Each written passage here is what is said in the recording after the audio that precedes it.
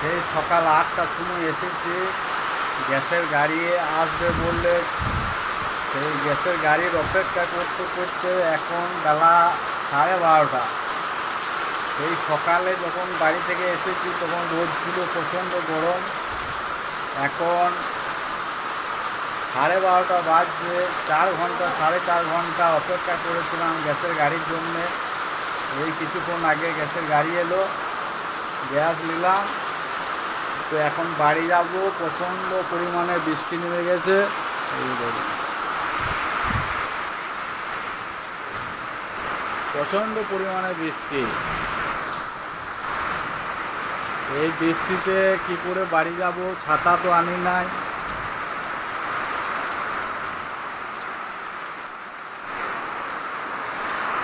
বাড়ি থেকে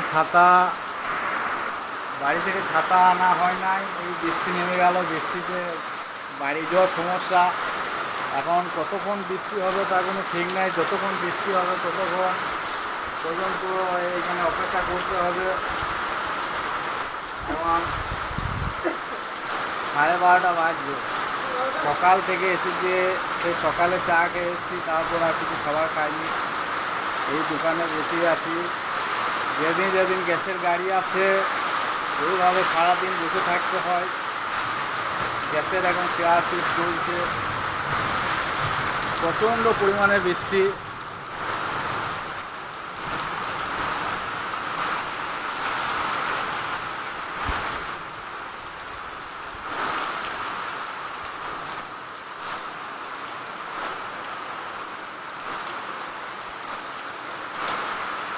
আর এই যে রুমগুলো আছে, এই রুমগুলো ভাড়া ঘর, এগুলো মসজিদের রুম।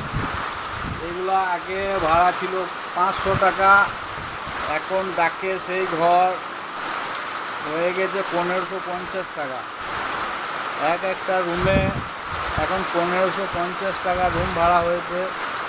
এই একটা রুম, ওই পাশে একটা 3টা, ওইখানে একটা 4টা।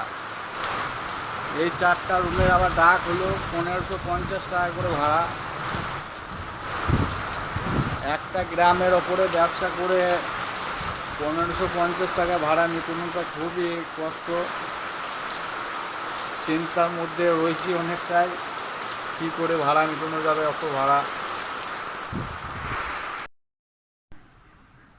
হ্যালো গাইস, এই যে হাঁসগুলো বৃষ্টির পানিতে দেখুন, খুব বৃষ্টি তাদেরকে ভালো লাগছে।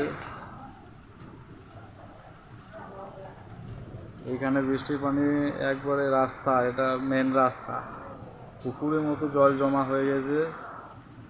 আর হাঁসগুলো এখানে দেখুন খুব মজা নিচ্ছে তারা। অনেকগুলো হাঁস ছিল, কয়েকটা হাঁস চলে গেল তারা। এটা বাস স্ট্যান্ড আমাদের এখানে।